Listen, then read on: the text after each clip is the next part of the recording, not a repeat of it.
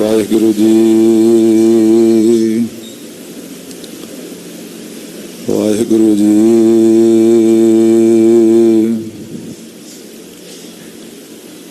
ਵਾਹਿਗੁਰੂ ਜੀ,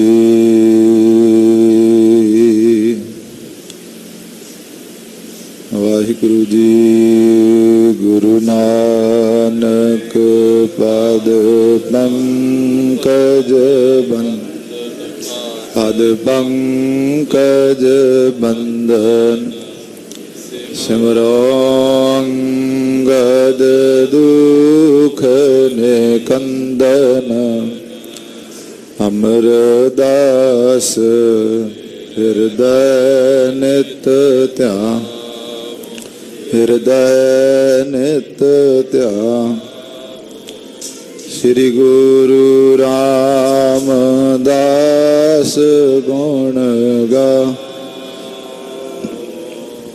ਗੁਰੂ ਅਰਜਨ ਬਿਘਨਨ ਕੇ ਨਾਸਕ ਬਿਘਨਨ ਕੇ ਨਾਸਕ। ਹਰ ਗੋਬਿੰਦ ਸ਼ੋਭ ਸੁਮਤ ਪ੍ਰਕਾਸਕ।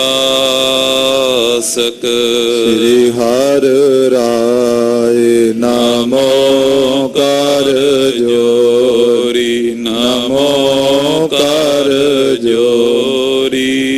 ਸ੍ਰੀ ਹਰਿ ਕ੍ਰਿਸ਼ਨ ਮਨਾਏ ਬਹੋਰੀ।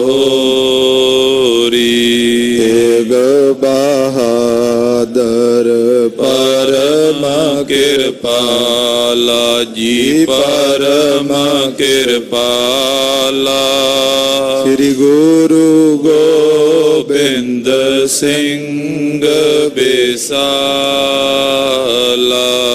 ਤਰੋਂ ਤਰਾ ਪਰ ਪੁਨ ਪੁਨ ਸੀਸਾ ਜੀ ਪੁਨ ਪੁਨ ਸੀਸਾ। ਬੰਦੋਂ ਬਾਰ ਬਾਰ ਜਗਦੀਸਾ। ਏਕੰਕਾਰਾ ਸਤਿਗੁਰੂ ਤੈ ਪ੍ਰਸਾਦ ਸਚ ਹੋਏ। ਵਾਹਿਗੁਰੂ ਕੀ ਫਤਿਹ ਹੈ ਵਿਘਨ ਬਿਨਾਸਨ ਸੋਏ। ਵਾਹਿਗੁਰੂ ਜੀ ਕੀ ਫਤਿਹ ਹੈ ਵਿਘਨ ਬਿਨਾਸਨ ਸੋਏ। ਸਤਨਾਮ ਸ੍ਰੀ ਵਾਹਿਗੁਰੂ ਸਾਹਿਬ ਜੀਓ। ਦੋਹਰਾ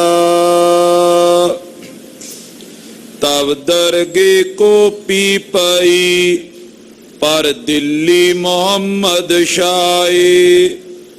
ਤੁਰਕਨ ਲੜਕੇ ਮੁਕਨ ਕੋ ਭੇਜਿਓ ਨਾਦਰ ਸ਼ਾਹੀ। ਵਾਹਿਗੁਰੂ ਜੀ ਕਾ ਖਾਲਸਾ ਵਾਹਿਗੁਰੂ ਜੀ ਕੀ ਫਤਿਹ। ਤੂੰ ਸੁਲਤਾਨ ਕਹਾਂ ਹੋ ਮੀਆਂ ਤੇਰੀ ਕਵਨ ਵਡਾਈ। ਜੋ ਤੂੰ ਦੇ ਸੋ ਕਹਾਂ ਸੁਆਮੀ ਮੈਂ ਮੂਰਖ ਕਹਿਣ ਨਾ ਜਾਈ। ਪਤਿਤ ਪਾਵਨ ਭਗਤ ਵੈਸ਼ਲ ਕਿਰਪਾ ਨਿਧਾਨ ਸਰਵਰੇ ਕਾਇਨਾਤ ਦੇ ਸਾਂਝੇ ਰਹਿਬਰ ਛਤਰ ਚਬਰ ਤਖਤ ਦੇ ਮਾਲਕ ਕਲਯੁਗ ਕੇ ਬੋਹਿਤ ਨਾਮ ਕੇ ਜਹਾਜ ਦਸਾਂ ਪਾਤਸ਼ਾਹੀਆਂ ਦੇ ਸਰੂਪ ਗੁਰਤਾ ਗੱਦੀ ਤੇ ਸੁਭਾਏਮਾਨ ਧੰਨ ਧੰਨ ਧੰਨ ਧੰਨ ਸਾਹਿਬ ਸ੍ਰੀ ਗੁਰੂ ਗ੍ਰੰਥ ਸਾਹਿਬ ਮਹਾਰਾਜ ਗਰੀਬ ਨਵਾਜ ਪਾਤਸ਼ਾਹ ਜੀਆਂ ਦੀ ਪਾਵਨ ਪਵਿੱਤਰ ਨਦਰ ਵਾਰਗਾ ਅੰਦਰ ਜੁੜ ਬੈਠੇ ਗੁਰੂ ਪਿਆਰੇ ਗੁਰੂ ਸਵਾਰੇ ਗੁਰੂ ਖਾਲਸਾ ਸਾਧ ਸੰਗਤ ਜੀਓ। ਸਾਡੇ ਸਭਨਾਂ ਦੇ ਅਤਿਅੰਤ ਵੱਡੇ ਭਾਗ ਹਨ ਜੋ ਤਿਆਗ ਔਰ ਵੈਰਾਗ ਦੀ ਮੂਰਤ ਸਤਿਗੁਰੂ ਧੰਨ ਸਾਹਿਬ ਸ੍ਰੀ ਗੁਰੂ ਤੇਗ ਬਹਾਦਰ ਮਹਾਰਾਜ ਗਰੀਬ ਨਵਾਜ ਪਾਤਸ਼ਾਹ ਜੀਆਂ ਦੇ ਪਾਵਨ ਪਵਿੱਤਰ ਅਸਥਾਨ ਗੁਰਦੁਆਰਾ ਦੂਖ ਨਿਵਾਰਨ ਸਾਹਿਬ ਪਟਿਆਲਾ ਵਿਖੇ ਸੰਧਿਆ ਦੇ ਦੀਵਾਨਾਂ ਵਿੱਚ ਹਾਜ਼ਰ ਹੋ ਕਰਕੇ ਸਤਿਗੁਰਾਂ ਦੀ ਪਾਵਨ ਇਲਾਹੀ ਬਾਣੀ ਦਾ ਕੀਰਤਨ ਸਰਵਣ ਕਰਕੇ ਆਪਣੇ ਜੀਵਨ ਅਤੇ ਸਵਾਸਾਂ ਨੂੰ ਸਫਲਿਆਂ ਬਣਾ ਰਹੇ ਹਾਂ।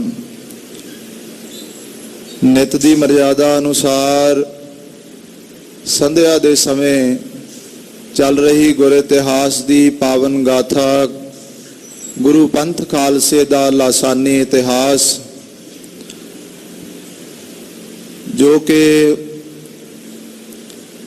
ਭਾਈ ਸਾਹਿਬ ਭਾਈ ਰਤਨ ਸਿੰਘ ਜੀ ਭੰਗੂ, ਜਿਨ੍ਹਾਂ ਦੇ ਪਰਿਵਾਰ ਦੇ ਵਿੱਚੋਂ ਪਿਤਾ ਰਾਏ ਸਿੰਘ ਜੀ, ਨਾਨਾ ਮਹਿਤਾਬ ਸਿੰਘ ਜੀ ਆਦਿਕ ਸਾਰਾ ਹੀ ਪਰਿਵਾਰ ਜੋ ਹੈ ਉਹ ਗੁਰੂ ਪੰਥ ਖਾਲਸੇ ਦਾ ਕੇਵਲ ਸੇਵਾਦਾਰ ਹੀ ਨਹੀਂ ਰਿਹਾ, ਇੱਥੋਂ ਤੱਕ ਉਹਨਾਂ ਨੇ ਸ਼ਹੀਦੀਆਂ ਪਾ ਕਰਕੇ ਗੁਰੂ ਪੰਥ ਖਾਲਸੇ ਦੀ ਮਰਜ਼ਾਦਾ ਲਈ ਆਪਾ ਆਪ ਕੁਰਬਾਨ ਵੀ ਕੀਤਾ ਹੈ। ਸੋ ਉਹਨਾਂ ਦੀ ਵੰਸ਼ ਦੇ ਵਿੱਚੋਂ ਭਾਈ ਸਾਹਿਬ ਭਾਈ ਰਤਨ ਸਿੰਘ ਜੀ, ਜਿਨ੍ਹਾਂ ਨੇ ਇਤਿਹਾਸ ਜੋ ਕਿ ਸਾਧ ਸੰਗਤ ਜੀ ਆਪਣੇ ਬਜ਼ੁਰਗਾਂ ਪਾਸੋਂ ਸੁਣ ਕਰਕੇ ਸੀਨਾ ਬਸੀਨਾ ਆ ਰਹੀ ਸਾਰੀ ਇਤਿਹਾਸ ਦੀ ਗਾਥਾ ਨੂੰ ਕਲਮਬੰਦ ਕੀਤਾ ਹੈ। ਵਿਦਵਾਨ ਪੁਰਸ਼ਾਂ ਨੇ 3 ਪ੍ਰਕਾਰ ਇਤਿਹਾਸ ਦੇ ਅੰਗ ਦੱਸੇ ਹੈ। ਪਹਿਲਾ ਅੰਗ ਇਤਿਹਾਸ ਸਾਧ ਸੰਗਤ ਜੀ ਲਿਖਤੀ ਰੂਪ ਵਿੱਚ, ਗ੍ਰੰਥ ਰੂਪ ਵਿੱਚ ਹੁੰਦਾ ਹੈ। ਦੂਸਰਾ ਇਤਿਹਾਸ ਦਾ ਅੰਗ ਸਾਧ ਸੰਗਤ ਜੀ ਗੁਰ ਅਸਥਾਨ ਹੁੰਦੇ ਹੈ, ਜਿਹੜੇ ਧਾਰਮਿਕ ਅਸਥਾਨ ਹੁੰਦੇ ਹੈ, ਗੁਰ ਚਰਨ ਛੋਹ ਪ੍ਰਾਪਤ ਸਥਾਨ ਹੁੰਦੇ ਆ, ਉਹਨਾਂ ਤੋਂ ਵੀ ਇਤਿਹਾਸ ਦੀ ਜਾਣਕਾਰੀ ਮਿਲਦੀ ਹੈ। ਤੀਸਰਾ ਸਾਧ ਸੰਗਤ ਜੀ ਇਤਿਹਾਸ ਦਾ ਪੱਖ ਹੁੰਦਾ ਹੈ ਜੋ ਸੀਨਾ ਬਸੀਨਾ ਚੱਲਿਆ ਆ ਰਿਹਾ ਹੈ। ਗੁਰ ਅਸਥਾਨਾਂ ਤੋਂ ਇਤਿਹਾਸ ਮਿਲਦਾ ਹੈ, ਗੁਰੂ ਗ੍ਰੰਥਾਂ ਤੋਂ, ਗੁਰ ਇਤਿਹਾਸ ਦੇ ਗ੍ਰੰਥਾਂ ਤੋਂ ਇਤਿਹਾਸ ਦੀ ਜਾਣਕਾਰੀ ਮਿਲਦੀ ਹੈ, ਤੇ ਸੀਨਾ ਬਸੀਨਾ ਵੀ ਜਾਣਕਾਰੀ ਸਾਨੂੰ ਗੁਰ ਇਤਿਹਾਸ ਬਾਰੇ ਮਿਲਦੀ ਆਈ ਹੈ, ਜਿਹਦੀ ਵੱਡੀ ਨਿਸ਼ਾਨੀ ਭਾਈ ਸਾਹਿਬ ਭਾਈ ਰਤਨ ਸਿੰਘ ਜੀ ਨੇ ਪੰਥ ਪ੍ਰਕਾਸ਼ ਲਿਖ ਕੇ ਸਾਨੂੰ ਦਿੱਤੀ ਹੈ। ਜਿਹੜਾ ਇਤਿਹਾਸ ਸਾਧ ਸੰਗਤ ਜੀ ਖਾਲਸੇ ਨੇ ਘੋੜਿਆਂ ਦੀਆਂ ਕਾਠੀਆਂ ਉੱਤੇ ਭੁੱਖੇ ਰਹਿ ਕਰਕੇ ਤੇ ਆਪਣੇ ਗੁਰੂ ਦੀ ਮਰਜ਼ਾਦਾ ਨੂੰ ਪਾਲਣ ਕਰਨ ਲਈ, ਗੁਰੂ ਦੀ ਮਰਜ਼ਾਦਾ ਨੂੰ ਬਾਕਾਇਦਾ ਚੱਲਦਿਆਂ ਰੱਖਣ ਲਈ ਸਾਧ ਸੰਗਤ ਜੀ ਫਾਕੇ ਕੱਟ ਕੇ ਵੀ ਉਸ ਮਰਜ਼ਾਦਾ ਨੂੰ ਸੰਭਾਲ ਕੇ ਰੱਖਿਆ। ਉਹ ਪਾਵਨ ਇਤਿਹਾਸ ਆਪਾਂ ਰੋਜ਼ਾਨਾ ਇਸ ਦਰਬਾਰ ਦੇ ਅੰਦਰ ਸਰਵਣ ਕਰਕੇ ਆਪਣੇ ਜੀਵਨ ਨੂੰ ਸਫਲਾ ਬਣਾਉਂਦੇ ਹਾਂ। ਪਿਛਲੇ ਪ੍ਰਕਰਨਾਂ ਵਿੱਚ ਆਪ ਜੀ ਨੇ ਸਰਵਣ ਕੀਤਾ ਕਿ ਕਿਸ ਤਰ੍ਹਾਂ ਗੁਰੂ ਕੇ ਲਾਡਲੇ ਸਪੂਤ ਭਾਈ ਸਾਹਿਬ ਭਾਈ ਮਨੀ ਸਿੰਘ ਜੀ ਸ਼ਹੀਦ, ਜਿਨ੍ਹਾਂ ਬਾਰੇ ਸਾਧ ਸੰਗਤ ਜੀ ਇਤਿਹਾਸਕਾਰ ਇੱਥੋਂ ਤੱਕ ਲਿਖਦੇ ਹੈ ਕਿ ਜਦੋਂ ਭਾਈ ਸਾਹਿਬ ਭਾਈ ਮਨੀ ਸਿੰਘ ਜੀ ਦੇ ਪਿਤਾ ਜੀ ਆਨੰਦਪੁਰ ਸਾਹਿਬ ਮਹਾਰਾਜ ਜੀਆਂ ਦੇ ਦਰਸ਼ਨ ਕਰਨ ਲਈ ਆਏ, ਗੁਰੂ ਗੋਬਿੰਦ ਸਿੰਘ ਮਹਾਰਾਜ ਜੀਆਂ ਦੇ, ਉਸ ਵੇਲੇ ਭਾਈ ਮਨੀ ਸਿੰਘ ਜੀ ਦੀ ਉਮਰ 15 ਵਰ੍ਹਿਆਂ ਦੀ ਸੀ, ਤੇ ਭਾਈ ਮਨੀ ਸਿੰਘ ਸਾਹਿਬ ਜੀ ਦਾ ਉੱਥੇ ਮਨ ਲੱਗ ਗਿਆ ਆਨੰਦਪੁਰ ਸਾਹਿਬ ਗੁਰੂ ਗੋਬਿੰਦ ਸਿੰਘ ਮਹਾਰਾਜ ਜੀਆਂ ਦੇ ਚਰਨਾਂ ਵਿੱਚ। ਤੇ ਪਿਤਾ ਜੀ ਜਦੋਂ ਘਰ ਨੂੰ ਵਾਪਸ ਲਿਜਾਣ ਲੱਗੇ, ਭਾਈ ਮਨੀ ਸਿੰਘ ਜੀ ਰੋਣ ਲੱਗ ਪਏ ਵੀ ਮੈਂ ਹੁਣ ਇੱਥੋਂ ਵਾਪਸ ਨਹੀਂ ਜਾਣਾ। ਤੇ ਕਲਗੀਧਰ ਪਾਤਸ਼ਾਹ ਜੀ ਨੇ ਬਾਹ ਫੜ ਕੇ ਭਾਈ ਮਨੀ ਸਿੰਘ ਨੂੰ ਆਪਣੇ ਕੋਲ ਬਿਠਾ ਕੇ ਪਿਤਾ ਜੀ ਨੂੰ ਕਹਿਤਾ, ਇਹ ਹੁਣ ਸਾਡਾ ਹੋ ਗਿਆ, ਹੁਣ ਤੁਸੀਂ ਘਰ ਵਾਪਸ ਚਲੇ ਜਾਓ। ਆਖੋ ਸਤਨਾਮ ਸ੍ਰੀ ਵਾਹਿਗੁਰੂ। ਸੋ ਸਾਧ ਸੰਗਤ ਜੀ 15 ਵਰ੍ਹਿਆਂ ਦੀ ਉਮਰ ਵਿੱਚ ਗੁਰੂ ਕਲਗੀਧਰ ਪਾਤਸ਼ਾਹ ਦੇ ਚਰਨਾਂ ਵਿੱਚ ਰਹਿ ਕੇ ਸਤਿਗੁਰੂ ਜੀ ਪਾਸੋਂ ਸਾਰੀ ਵਿਦਿਆ ਹਾਸਲ ਕੀਤੀ। ਇੱਥੋਂ ਤੱਕ ਕਿ ਸਾਧ ਸੰਗਤ ਜੀ ਜਦੋਂ ਗੁਰੂ ਗੋਬਿੰਦ ਸਿੰਘ ਮਹਾਰਾਜ ਜੀ ਹਜੂਰ ਸਾਹਿਬ ਨਦੇੜ ਗਏ ਆ, ਦੱਖਣ ਵੱਲ ਗਏ ਆ, ਉੱਥੇ ਮਹਾਰਾਜ ਜੀ ਨੇ ਗੁਰੂ ਗ੍ਰੰਥ ਸਾਹਿਬ ਮਹਾਰਾਜ ਜੀ ਦੀ ਸੰਪੂਰਨ ਕਥਾ ਕੀਤੀ ਹੈ ਨਾ, ਉਹ ਸਾਰੀ ਕਥਾ ਭਾਈ ਮਨੀ ਸਿੰਘ ਸਾਹਿਬ ਜੀ ਨੇ ਇੱਕ ਓੰਕਾਰ ਤੋਂ ਲੈ ਕੇ 18, 10, 20 ਤੱਕ ਆਪ ਸਰਵਣ ਕੀਤੀ, ਤੇ ਇਨ ਬਿਨ ਉਹ ਕਥਾ ਅੱਗੇ ਆਪਣੀ ਪਰੰਪਰਾ ਵਿੱਚ ਦਿੱਤੀ ਹੈ ਗੁਰੂ ਗੋਬਿੰਦ ਸਿੰਘ ਮਹਾਰਾਜ ਜੀ ਤੇ ਸ਼੍ਰੀ ਮੁਖ ਤੋਂ ਸਰਵਣ ਕਰਕੇ। ਸੋ ਐਸੇ ਗੁਰੂ ਕਲਗੀਧਰ ਜੀ ਦੇ ਲਾਡਲੇ ਸਪੂਤ ਸਾਧ ਸੰਗਤ ਜੀ, ਜਿਨ੍ਹਾਂ ਗੁਰੂ ਗੋਬਿੰਦ ਸਿੰਘ ਮਹਾਰਾਜ ਜੀਆਂ ਦੇ ਪਾਵਨ ਕਰ ਕਮਲਾਂ ਪਾਸੋਂ ਗੁਰੂ ਜੀ ਦੇ ਚਰਨਾਂ ਵਿੱਚੋਂ ਅੰਮ੍ਰਿਤ ਦੀ ਦਾਤ ਪ੍ਰਾਪਤ ਕੀਤੀ। ਤੇ ਸਾਧ ਸੰਗਤ ਜੀ ਸਿੱਖੀ ਨੂੰ ਇਸ ਤਰ੍ਹਾਂ ਨਿਭਾਇਆ ਕਿ ਆਪਣਾ ਆਪ ਕੁਰਬਾਨ ਕਰ ਦਿੱਤਾ। ਆਪ ਜੀ ਨੇ ਪਿਛਲੇ ਇਤਿਹਾਸ ਵਿੱਚ ਸਰਵਣ ਕੀਤਾ ਹੈ ਕਿ ਕਿਸ ਤਰ੍ਹਾਂ ਭਾਈ ਮਨੀ ਸਿੰਘ ਸਾਹਿਬ ਜੀਆਂ ਨੇ ਜਦੋਂ ਖਾਨ ਬਹਾਦਰ ਜ਼ਕਰੀਆ ਖਾਨ ਨੇ ਫਤਵਾ ਲਾ ਦਿੱਤਾ ਇਹਨਾਂ ਦੇ ਬੰਦ ਕੱਟ ਦਿੱਤੇ ਜਾਣ, ਸਾਧ ਸੰਗਤ ਜੀ ਚਾਹ ਚੜ ਗਿਆ। खुशी हो गई मन दे विच। खुशी की गल दी हुई भी शहीदी तो पाउणी ही है, पर जिहड़ा गुरु खालसे दा मेरे उत्ते बचन होया वो भी पूरा हो गया। आखो सतनाम श्री वाहिगुरू। जदों जालम कट्टन लगे ना बंद बंद, ते उन्हें गुट दे उत्ते रखिया। भाई मनी सिंह साहब जी कहंदे की गल तैनूं पता नहीं कि बंद बंद किहनूं कहंदे आ? कहंदा मैं 4 हिस्से बनाए आ, 2 तुहाडीਆਂ बाहियां लाणीਆਂ ते 2 तुहाडीਆਂ ਲੱਤਾਂ लाणीਆਂ। इवें तुहानूं शहीद करना, इवें तुहानूं तसीहे देने। भाई मनी सिंह साहब कहंदे तेरा फतवा ये कहंदा है भी इहदे बंद बंद कटने आ, ते बंद तैनूं मैं दसदा कित्थों शुरू हुंदे आ। जिथे मैं उंगल लाऊंगा उत्थों कटने शुरू करी। ते उस तो बाद साध संगत जी अपनी उंगली दे पहले पोटे तो, दूसरे पोटे तो, फिर जोड़ां तो जदों ये वढदा गया ना, गुट वढ दिता, उस तो मगरों मोढे तो वढन लगा। भाई मनी सिंह साहब जी ने कूणी अड़ा दी। कहंदे अजे ये कूणी दा जोड़ बाकी है, बंद बंद इथों बनदा। आखो सतनाम श्री वाहिगुरू। तो साध संगत जी इस तरह गुरु के प्यारिਆਂ ने, गुरु के लाडले सपूतां ने शहीदी दिती।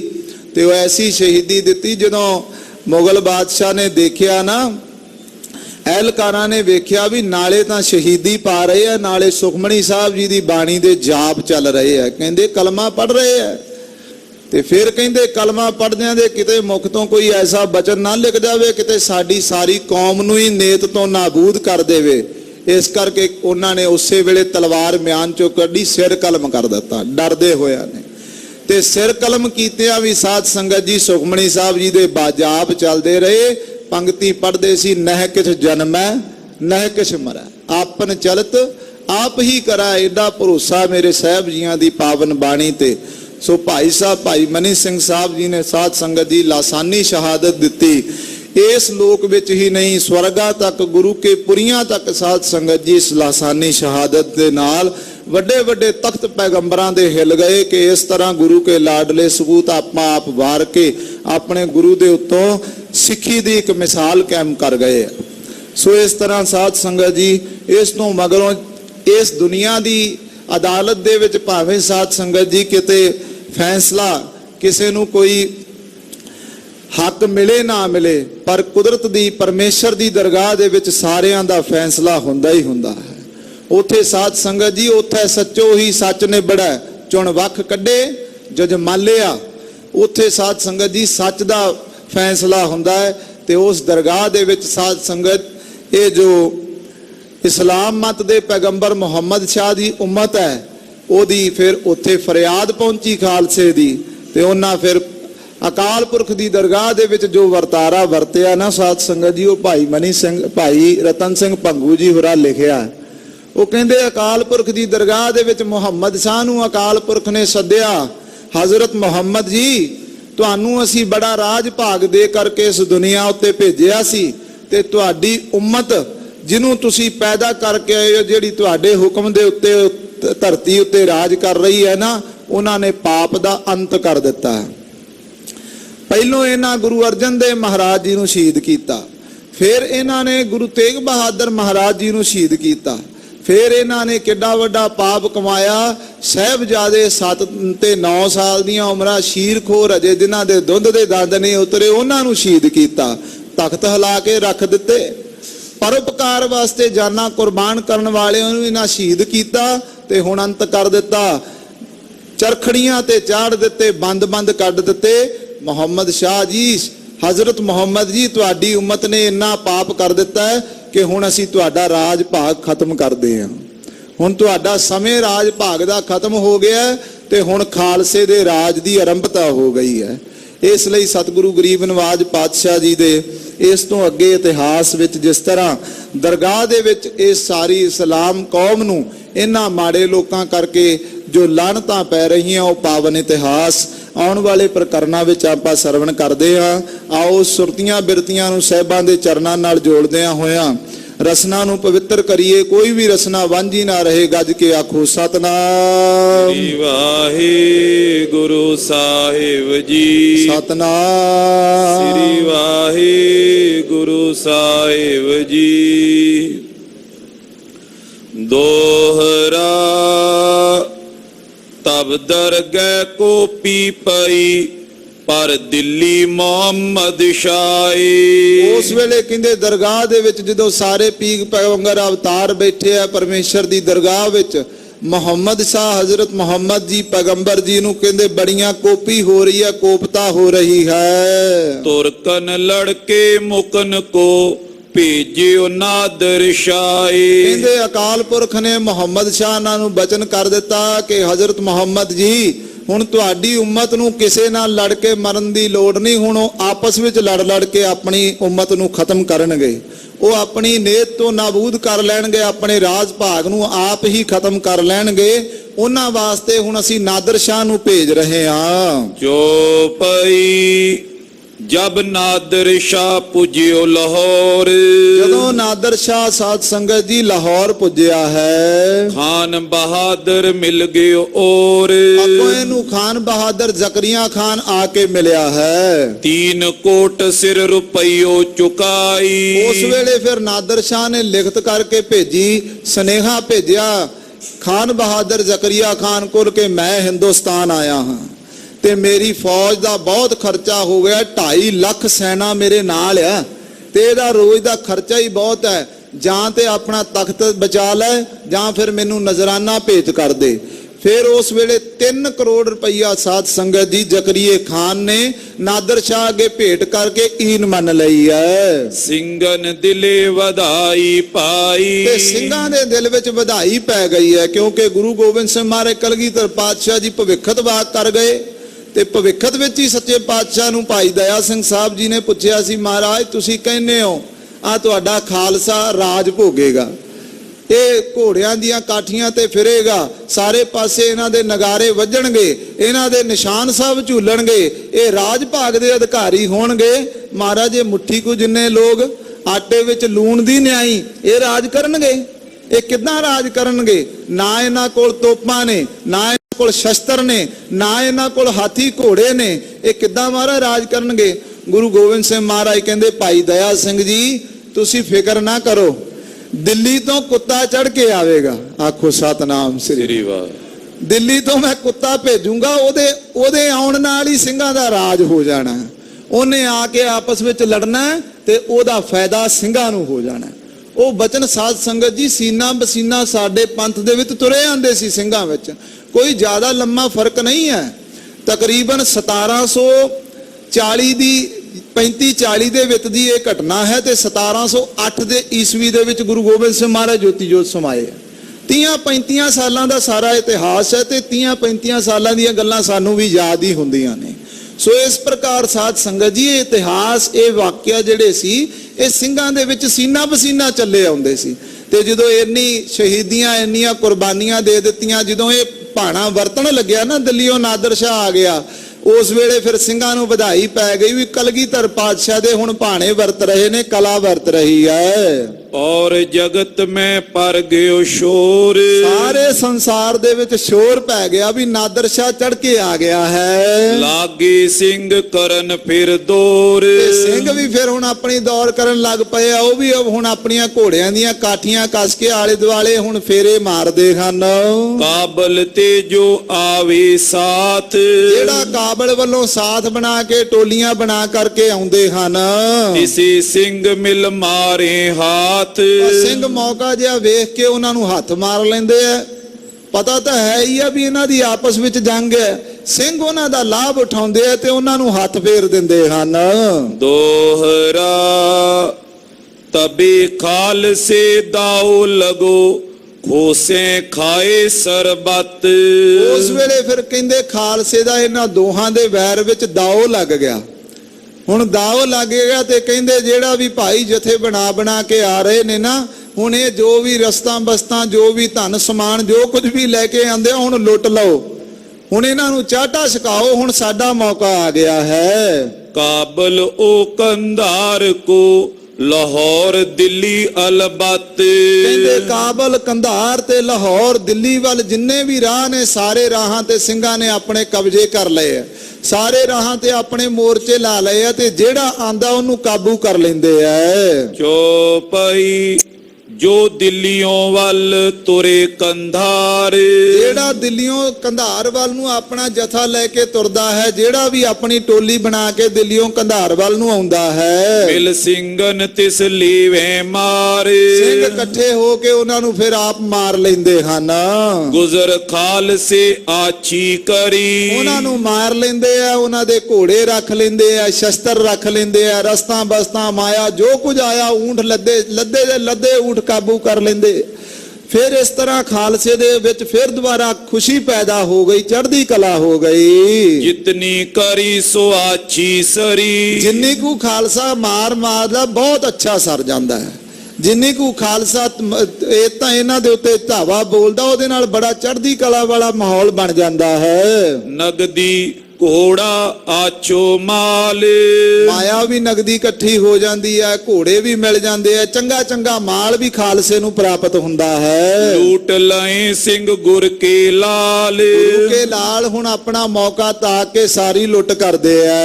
ਸਿੰਘ ਕਹੇ ਅਮ ਖਾਤਰ ਆਇਓ। ਤੇ ਸਿੰਘ ਕਹਿੰਦੇ ਨਾਦਰ ਸ਼ਾਹ ਆਪਣਾ ਰਾਜ ਲੈਣ ਲਈ ਨਹੀਂ ਆਇਆ, ਇਹ ਤੇ ਗੁਰੂ ਨੇ ਸਾਡੀ ਖਾਤਰ ਭੇਜਿਆ ਹੈ। ਤੁਰਕਨ ਸੋਲਰ ਤੁਰਕ ਖਪਾਇਓ। ਇਹ ਤੇ ਤੁਰਕਾਂ ਨਾਲ ਲੜ ਕੇ ਗੁਰੂ ਸਾਹਿਬ ਦੇ ਬਚਨਾਂ ਮੁਤਾਬਕ ਤੁਰਕਾਂ ਨੇ ਆਪ ਹੀ ਮੁੱਕ ਜਾਣਾ ਆਪਸ ਵਿੱਚ ਲੜ ਮਿਲ ਕੇ। ਹੁਣ ਨਾਸ਼ ਦੋਏ ਧਿਰ ਕੋ ਆਇਓ। ਕਹਿੰਦੇ ਹੁਣ ਦੋਵਾਂ ਧਿਰਾਂ ਦਾ ਨਾਸ਼ ਹੋਣ ਦਾ ਸਮਾਂ ਆ ਗਿਆ। ਉਹਨਾਂ ਨਾਲ ਆਪਸ ਵਿੱਚ ਲੜਨਾ ਤੇ ਇਹਦੇ ਨਾਲ ਦੋਹਾਂ ਦਾ ਨਾਸ਼ ਹੋ ਜਾਣਾ ਹੈ। ਹੁਣ ਖਾਲਸੇ ਬਾਦੋ ਬਣਾਇਓ। ਕਹਿੰਦੇ ਗੁਰੂ ਕਲਗੀਧਰ ਸੱਚੇ ਪਾਤਸ਼ਾਹ ਦੇ ਬਚਨ ਵਰਤੇ ਨੇ ਤੇ ਹੁਣ ਖਾਲਸੇ ਦੇ ਵਿੱਚ ਵਾਧਾ ਹੋਣਾ ਹੈ। ਹੁਣ ਖਾਲਸੇ ਦੀ ਚੜ੍ਹਦੀ ਕਲਾ ਵਰਤਣੀ ਹੈ। ਜਿਮ ਕੰਟਨ ਤੇ ਕੰਟੇ ਨਿਕਾਰੇ। ਜਿਵੇਂ ਕਹਿੰਦੇ ਕੰਡਾ ਵੱਜ ਜਾਵੇ ਕਿ ਪੈਰ ਦੇ ਵਿੱਚ ਤੇ ਉਹਨੂੰ ਕੱਢਣ ਲਈ ਕੰਡੇ ਦੀ ਵਰਤੋਂ ਕੀਤੀ ਜਾਂਦੀ ਹੈ। ਕੰਡਾ ਵੱਜ ਜਾਵੇ, ਲਾਗੇ ਕੋਈ ਸੂਈ ਆਦਿਕ ਪਿੰਨ ਆਦਿਕ ਨਾ ਹੋਵੇ ਤੇ ਫਿਰ ਕੀ ਕਹਿੰਦੇ ਪੁਰਾਣੇ ਬਜ਼ੁਰਗ ਕੰਡਾ ਹੀ ਵਰਤ ਲੈਂਦੇ ਸੀ। ਕੰਡੇ ਦੇ ਨਾਲ ਕੰਡਾ ਕੱਢਦੇ, ਲੋਹੇ ਦੇ ਨਾਲ ਲੋਹਾ ਵੱਢਦੇ ਐ। ਸੋ ਕੰਟਾ ਫਿਰ ਦੀਜਤ ਡਾਰੇ। ਤੇ ਜਿਹੜੇ ਕੰਡੇ ਨਾਲ ਕੰਡੇ ਨੂੰ ਕੱਢਿਆ ਹੁੰਦਾ ਉਹ ਕੰਡੇ ਨੂੰ ਵੀ ਫਿਰ ਸੁੱਟ ਦਿੰਦੇ ਹਨ। ਕਏ ਸਿੰਘ ਅਬ ਸਮੋ ਸੋ ਆਇਆ। ਭਾਈ ਸਿੰਘ ਜਿਹੜੇ ਆ ਉਹ ਇਸ ਵਾਕਿਆ ਨੂੰ ਫਿਰ ਕਹਿ ਕੇ ਆਪਸ ਵਿੱਚ ਗੱਲਾਂ ਕਰਦੇ, ਕਹਿੰਦੇ ਹੁਣ ਉਹ ਸਮਾਂ ਆ ਗਿਆ। ਇੱਧਰ ਨਾਦਰ ਸ਼ਾਹ ਵੀ ਇਸਲਾਮ ਹੈ ਤੇ ਉਧਰ ਖਾਨ ਬਹਾਦਰ, ਇਹ ਵੀ ਸਾਰੇ ਆਪਸ ਵਿੱਚ ਲੜਨਗੇ। ਕੰਡੇ ਨੇ ਕੰਡੇ ਨੂੰ ਕੱਢਣਾ ਤੇ ਮੁੜ ਕੇ ਕੰਡੇ ਨੂੰ ਵੀ ਆਪਾਂ ਸੁੱਟ ਦੇਣਾ। ਆਪਾਂ ਨਹੀਂ ਉਹ ਕੰਡੇ ਨੂੰ ਰੱਖਣਾ, ਸਾਡੇ ਲਈ ਦੋਵੇਂ ਹੀ ਬਰਾਬਰ ਹਨ। ਥੋ ਸਤਿਗੁਰਿਓ ਬਚਨ ਅਲਾਇਆ। ਇਹ ਬਚਨ ਸਾਡੇ ਸਾਹਿਬ ਕਲਗੀਧਰ ਪਿਤਾ ਗੁਰਦੇਵ ਜੀ ਪਹਿਲੋਂ ਸਾਨੂੰ ਦੱਸ ਗਏ ਐ। ਕਾਬਲ ਤੇ ਇੱਕ ਕੁੱਤਾ ਮੰਗਾਉ। ਮਹਾਰਾਜ ਕਹਿੰਦੇ ਭਾਈ ਮੈਂ ਕਾਬਲ ਤੋਂ ਇੱਕ ਕੁੱਤਾ ਮੰਗਾਉਂਗਾ। ਇਨਕਾ ਉਨ ਤੇ ਨਾਸ਼ ਕਰਾਉ। ਇਹ ਜਿਹੜੇ ਪਾਪੀ ਨੇ ਇਹਨਾਂ ਦਾ ਉਹਨਾਂ ਤੋਂ ਉਸ ਕੁੱਤੇ ਤੋਂ ਨਾਸ਼ ਕਰਾਉਂਗਾ। ਖਾਲਸਾ ਜੀ ਉਸ ਵੇਲੇ ਦੇ ਬੋਲ ਬਾਲਿਆਂ ਦੇ ਵਿੱਚ ਨਾ ਸਿੰਘਾਂ ਦੇ ਵਿੱਚ ਆਮ ਇਹ ਗੱਲ ਮਸ਼ਹੂਰ ਸੀ ਵੀ ਕਾਬਲੋਂ ਕੁੱਤਾ ਆਇਆ। ਇਹ ਆਮ ਗੱਲ ਸਿੰਘਾਂ ਦੀ ਬੋਲ ਚਾਲ ਦੀ ਭਾਸ਼ਾ ਵਿੱਚ ਸੀ। ਕੋਈ ਵੀ ਇਹ ਨਹੀਂ ਸੀ ਕਹਿੰਦਾ ਨਾਦਰ ਸ਼ਾਹ ਆਇਆ, ਕੋਈ ਨਹੀਂ ਸੀ ਕਹਿੰਦਾ ਦਿੱਲੀ ਦਾ ਪਾਤਸ਼ਾਹ ਆਇਆ। ਉਹ ਕਹਿੰਦੇ ਸੀ ਕਾਬਲੋਂ ਕੁੱਤਾ ਆਇਆ, ਕਿਉਂਕਿ ਗੁਰੂ ਸਾਹਿਬ ਦਾ ਬਚਨ ਸੀ। ਸੋ ਇਸ ਕਰਕੇ ਕਹਿੰਦੇ ਮਹਾਰਾਜ ਜੀ ਦੇ ਬਚਨ ਪ੍ਰਗਟ ਹੋ ਰਹੇ ਹਨ। ਫਿਰ ਦੱਖਣ ਤੇ ਲਿਆਉ ਫੌਜ। ਕਹਿੰਦੇ ਮਹਾਰਾਜ ਜੀ ਕਹਿੰਦੇ ਪਹਿਲੋਂ ਕਾਬਲੋਂ ਕੁੱਤਾ ਆਏਗਾ, ਉਹ ਇਹਨਾਂ ਦਾ ਖੁਰਾ ਖੋਜ ਮਿਟਾਏਗਾ, ਫਿਰ ਦੱਖਣ ਤੋਂ ਮੈਂ ਫੌਜ ਲਿਆਉਂਗਾ। ਲੜ ਕਰ ਇੱਕ ਉਨ ਮਿਟੇ ਜਿਉ ਖੋਜ। ਕਹਿੰਦੇ ਲੜ ਕੇ ਉਹਨਾਂ ਨਾਲ ਫਿਰ ਇੱਕ ਦੀ ਖੋਜ ਮਿਟ ਜਾਵੇਗੀ, ਇੱਕ ਖਤਮ ਹੋ ਜਾਵੇਗਾ। ਫਿਰ ਖਾਲਸੋ ਪੂਰੋ ਮੰਗਾਉ। ਫਿਰ ਮਹਾਰਾਜ ਕਹਿੰਦੇ ਮੈਂ ਇੱਥੇ ਭੂਰਿਆਂ ਨੂੰ ਮੰਗਾਵਾਂਗਾ।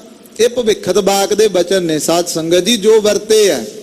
ਇੱਕ ਗਿਆਨੀ ਗਿਆਨ ਸਿੰਘ ਜੀ ਨੇ ਸਾਧ ਸੰਗਤ ਜੀ ਦੱਸਿਆ ਹੈ ਕਿ ਮਹਾਰਾਜ ਗੁਰੂ ਗੋਬਿੰਦ ਸਿੰਘ ਮਹਾਰਾਜ ਜਦੋਂ ਸ੍ਰੀ ਹਜੂਰ ਸਾਹਿਬ ਦੀ ਧਰਤੀ ਤੇ ਸੀ, ਉੱਥੇ ਸਾਹਿਬ ਜੀਆਂ ਦੇ ਚਰਨਾਂ ਵਿੱਚ ਇੱਕ ਸਿੱਖ ਸੀ ਭਾਈ ਕੇਸਰਾ ਸਿੰਘ।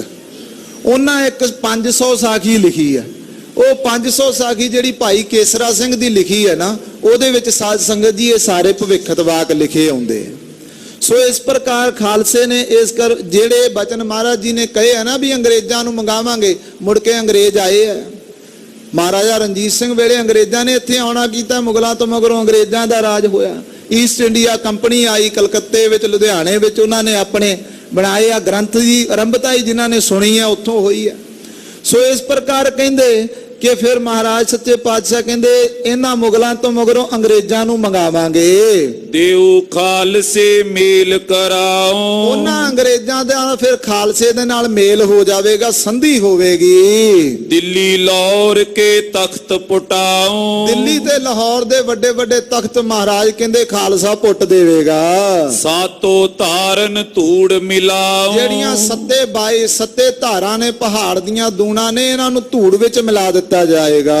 22 ਸੂਬੇ ਦੇਉ ਤੋੜ। ਜਿਹੜੇ ਇਹ ਹਿੰਦੁਸਤਾਨ ਦੇ 22 ਸੂਬੇ ਐ, ਇਹਨਾਂ 22 ਸੂਬਿਆਂ ਦੀਆਂ ਰਿਆਸਤਾਂ ਟੁੱਟ ਜਾਣਗੀਆਂ, ਇੱਕ ਹੋ ਜਾਣਗੇ। ਵਜ਼ੀਰ ਪਾਤਸ਼ਾਨ ਦੇਉ ਫੋੜ। ਕੋਈ ਵਜ਼ੀਰੀ ਨਹੀਂ ਰਹੇਗੀ, ਕੋਈ ਰਾਜ ਭਾਗ ਨਹੀਂ ਰਹੇਗਾ, ਸਭ ਕੁਝ ਖਤਮ ਹੋ ਜਾਵੇਗਾ। ਤੁਰਕ ਨਗਾਰੋ ਬਜਨ ਹਟਾਓ। ਜਿਹੜੇ ਤੁਰਕਾਂ ਦੇ ਨਗਾਰੇ ਆ ਨਾ, ਇਹ ਵੱਜਣੋਂ ਹਟ ਜਾਣਗੇ, ਇਹ ਨਹੀਂ ਰਹਿਣਗੇ। ਅਕਾਲ ਅਕਾਲ ਕੇ ਜਾਪ ਜਪਾਓ। ਜਿੱਥੇ ਕਿਥੇ ਨਗਾਰੇ ਤੇ ਚੋਭ ਲੱਗੇਗੀ ਤੇ ਉਸ ਤੋਂ ਮਗਰੋਂ ਆਵਾਜ਼ ਆਏਗਾ ਸਤਿ ਸ਼੍ਰੀ ਅਕਾਲ। ਜਿੱਥੇ ਵੀ ਨਗਾਰੇ ਦੀ ਚੋਭ ਲੱਗੇਗੀ, ਸਾਧ ਸੰਗਤ ਜੀ, ਪਹਿਲੋਂ ਸਮਿਆਂ ਦੇ ਵਿੱਚ ਨਗਾਰਾ ਜਿਹੜਾ ਨਾ, ਉਹ ਵਜਾਣ ਦਾ ਅਧਿਕਾਰ, ਉਹ ਵਜਾਣ ਦਾ ਮਤਲਬ ਹੁੰਦਾ ਸੀ ਕਿ ਇਹ ਜਿਹੜੇ ਨਗਾਰਾ ਜਿਹਦਾ ਵੱਜ ਰਿਹਾ ਇਹ ਆਜ਼ਾਦ ਹੈ, ਇਹ ਆਜ਼ਾਦ ਲੋਕਾਂ ਦਾ ਨਗਾਰਾ ਵੱਜ ਰਿਹਾ, ਇਹ ਆਪਣੀ ਰਿਆਸਤ ਦੇ ਆਪ ਮਾਲਕ ਨੇ, ਕਿਸੇ ਦੇ ਅਧੀਨ ਨਹੀਂ, ਕਿਸੇ ਨੂੰ ਟਕੇ ਨਹੀਂ ਭਰਦੇ। ਜਦੋਂ ਕਲਗੀਧਰ ਸੱਚੇ ਪਾਤਸ਼ਾਹ ਜੀ ਨੇ ਆਪਣਾ ਨਗਾਰਾ ਵਜਾਇਆ ਨਾ, 22 ਧਾਰ ਦੇ ਰਾਜਿਆਂ ਨੂੰ ਦੰਦਲਾਂ ਪੈ ਗਈਆਂ। ਕਿਉਂ? ਉਹਨਾਂ ਨੂੰ ਇਹ ਹੋ ਗਿਆ ਕਿ ਹੁਣ ਨਵਾਂ ਰਾਜ ਕਾਇਮ ਹੋ ਗਿਆ ਹੈ। ਜਿਹੜੇ ਆਪਣਾ ਨਗਾਰਾ ਵਜਾਉਂਦੇ, ਮਹਾਰਾਜ ਨੂੰ ਸੁਨੇਹਾ ਭੇਜਿਆ, ਮਹਾਰਾਜ ਨਗਾਰਾ ਆਪਣਾ ਬੰਦ ਕਰਾਓ, ਇੱਥੇ ਸਾਡੇ ਨਗਾਰੇ ਵੱਜਣਗੇ। ਸੱਚੇ ਪਾਤਸ਼ਾਹ ਕਹਿੰਦੇ ਫਿਕਰ ਨਾ ਕਰੋ, ਤੁਹਾਡੇ ਨਗਾਰੇ ਇੱਥੇ ਲੱਭਣੇ ਨਹੀਂ, ਇੱਥੇ ਵੱਜਣੇ ਹੀ ਖਾਲਸੇ ਦੇ ਨਗਾਰੇ ਆ। ਆਖੋ ਸਤਨਾਮ ਸ੍ਰੀ।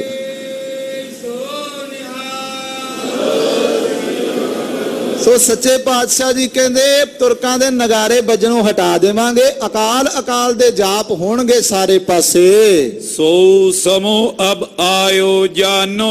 ਗੁਰੂ ਪੰਥ ਖਾਲਸਾ ਕਹਿੰਦਾ ਖਾਲਸਾ ਜੀ ਹੁਣੋਂ ਸਮਾਂ ਆਇਆ, ਜਾਣ ਲਵੋ। ਲੂਟੋ ਖਾਓ ਜੋ ਮਨ ਮਾਨੋ। ਜੋ ਮਨ ਕਰਦਾ ਲੁੱਟ ਕਰੋ ਤੇ ਖਾਓ, ਰੱਜ ਕੇ ਵਰਤੋ। ਦੋਹਰਾ ਸਿੰਘਨ ਮੈਂ ਨਿਭਾਵ ਜੋ ਕਪੂਰ ਸਿੰਘ ਜੀ ਨਾਮ।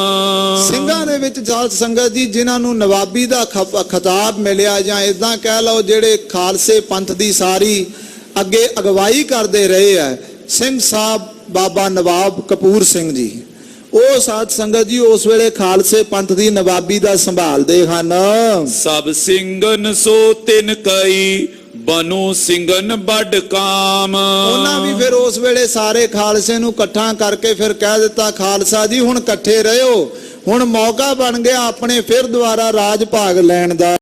ਕਪੂਰ ਸਿੰਘ ਜਬ ਯੋਂ ਕਈ ਸਿੰਘਨ ਸਭਨ ਸੁਨਾਏ। ਉਸ ਵੇਲੇ ਸਾਧ ਸੰਗਤ ਜੀ ਜਦੋਂ ਨਵਾਬ ਕਪੂਰ ਸਿੰਘ ਸਾਹਿਬ ਜੀ ਨੇ ਇਸ ਤਰ੍ਹਾਂ ਕਿਹਾ ਨਾ, ਤੇ ਸਾਰੇ ਸਿੰਘਾਂ ਨੂੰ ਬਚਨ ਬੁਲਾ ਕੇ ਇਕੱਠਿਆਂ ਕਰਕੇ ਸਾਰਿਆਂ ਨੂੰ ਇਕੱਤਰ ਹੋਣ ਦੀ ਸਲਾਹ ਦਿੱਤੀ ਹੈ। ਸਤ ਸਤ ਸਭ ਕਹਿ ਉਠੇ ਕੁਨਸ ਕਰ ਸਿਰ ਨਿਆਏ। ਸਾਰਿਆਂ ਨੇ ਸਿਰ ਝੁਕਾ ਕਰਕੇ 7 ਬਚਨ ਕਹਿ ਕੇ ਇਹਨਾਂ ਬਚਨਾਂ ਨੂੰ ਮੰਨਿਆ। ਉਸ ਵੇਲੇ ਇੱਕ ਗੱਲ ਜ਼ਰੂਰ ਸੀ, ਬੜਾ ਮਾੜੇ ਤੋਂ ਮਾੜਾ ਸਮਾਂ ਵੀ ਖਾਲਸੇ ਦੇ ਨਾਲ ਰਿਹਾ। ਆਕਾਸ਼ ਦੀ ਛੱਤ ਬਣਾ ਕੇ ਖਾਲਸੇ ਨੂੰ ਰਹਿਣਾ ਪਿਆ, ਬਸਤਰਾਂ ਤੋਂ ਬਿਨਾਂ ਵੀ ਰਹਿਣਾ ਪਿਆ, ਭੁੱਖੇ ਵੀ ਦਿਨ ਗੁਜ਼ਾਰਨੇ ਪਏ। ਪਰ ਖਾਲਸਾ ਜੀ ਉਸ ਵੇਲੇ ਜਥੇਦਾਰ ਦੀ ਜਿਹੜੀ ਸ਼ਖਸੀਅਤ ਸੀ ਉਹਨੂੰ ਏਦਾਂ ਮੰਨਿਆ ਜਾਂਦਾ ਸੀ ਕਿ ਸਾਨੂੰ ਜਥੇਦਾਰ ਦੇ ਵਿੱਚ ਗੁਰੂ ਸਾਹਿਬ ਪ੍ਰਤੱਖ ਵਚਨ ਕਰ ਰਹੇ ਆ, ਇਸ ਤਰ੍ਹਾਂ ਮੰਨਿਆ ਜਾਂਦਾ ਸੀ। ਤੇ ਜਿਹੜਾ ਵੀ ਜਥੇਦਾਰ ਵਚਨ ਕਰ ਦਿੰਦਾ ਸੀ ਉਹਦੇ ਉੱਤੇ 7 ਵਚਨ ਕਿਹਾ ਜਾਂਦਾ ਸੀ। ਸੋ ਇਸ ਪ੍ਰਕਾਰ ਬੜੀ ਇਕੱਤਰਤਾ ਪੰਥ ਦੇ ਵਿੱਚ ਸੀ।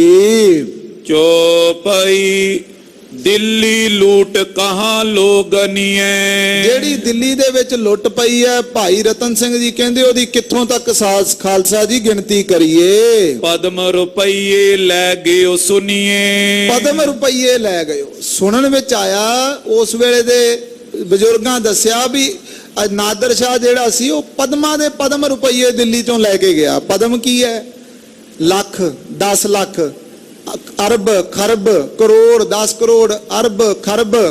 ਉਸ ਤੋਂ ਮਗਰ ਨੀਲ, 10 ਨੀਲ, ਪਦਮ ਨੀਲ। ਉਸ ਤੋਂ ਮਗਰੋਂ ਸਾਧ ਸੰਗਤ ਜੀ ਪਦਮ ਆਉਂਦੇ ਆ।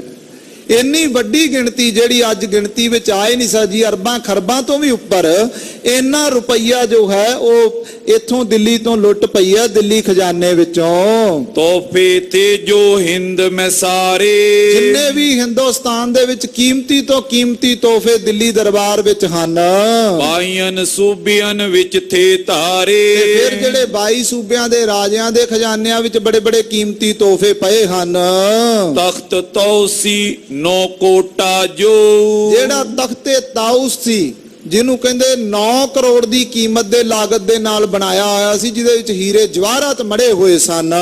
ਸੋਇਨਾ ਸੁਗੰਧੀ ਸੋ ਦੋਇ ਤੋਲੇ ਹੋ। ਫਿਰ ਸਾਧ ਸੰਗਤ ਜੀ, ਸੁਗੰਧੀ ਸੋਇਨਾ ਇੱਕ ਸੋਨਾ ਹੁੰਦਾ।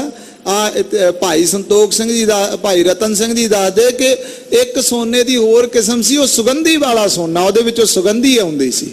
ਉਹ ਵੀ 200 ਤੋਲੇ ਤੱਕ ਦਾ ਸੋਨਾ ਸੀ ਪੂਰੇ ਹਿੰਦੁਸਤਾਨ ਦੇ ਵਿੱਚ ਜਿਹੜਾ ਸੀ। ਇੱਕ ਹੀਰਾ ਥਾ ਪੰਡਵਨ ਵਾਲੋ, ਇੱਕ ਹੀਰਾ ਉਸ ਵੇਲੇ ਮਹਾਭਾਰਤ ਦੇ ਜੰਗ ਤੋਂ ਮਗਰੋਂ ਸਾਧ ਸੰਗਤ ਜੀ ਪਹਿਲਾਂ ਕੌਰਵਾਂ ਕੋਲ, ਫਿਰ ਪਾਂਡਵਾਂ ਕੋਲ, ਫਿਰ ਉਸ ਤੋਂ ਮਗਰੋਂ ਚੱਲਦਾ ਚੱਲਦਾ ਆਇਆ, ਜਿਹਨੂੰ ਕੋਹਿਨੂਰ ਹੀਰਾ ਕਰਕੇ ਜਾਣਿਆ ਜਾਂਦਾ। ਦੋਏ ਕਹੇ ਕੋ ਵੱਡ ਥੋ ਲਾਲੋ, ਕਹਿੰਦੇ 2 ਵੱਡੇ ਵੱਡੇ ਕੀਮਤੀ ਲਾਲ ਵੀ ਇਹਦੇ ਨਾਲ ਹਨ। ਉਸ ਸੋਸ਼ਾ ਰੈਨ ਪੜੇ ਕੁਰਾਨ, ਐਸੇ ਕਹਿੰਦੇ ਕੀਮਤੀ ਲਾਲ ਸੀ ਕਿ ਉਸ ਵੇਲੇ ਜਦੋਂ ਅਬਦਾਲੀ ਨੇ ਪੜ੍ਹਨਾ ਹੁੰਦਾ ਸੀ ਨਾ, ਆਪਣਾ ਪਾਠ ਕੁਰਾਨ ਪੜ੍ਹਦਾ ਸੀ, ਉਹ ਲਾਲਾਂ ਦੀ ਰੌਸ਼ਨੀ ਦੇ ਵਿੱਚ ਪੜ੍ਹਿਆ ਕਰਦਾ ਸੀ। ਉਹਦੇ ਲਈ ਬੱਤੀ ਜਗਾਉਣ ਦੀ, ਕੋਈ ਸ਼ਲਖ ਲਾਉਣ ਦੀ ਲੋੜ ਨਹੀਂ ਸੀ ਪੈਂਦੀ, ਇੰਨੀ ਰੋਸ਼ਨੀ ਉਹਨਾਂ ਲਾਲਾਂ ਵਿੱਚ ਸੀ।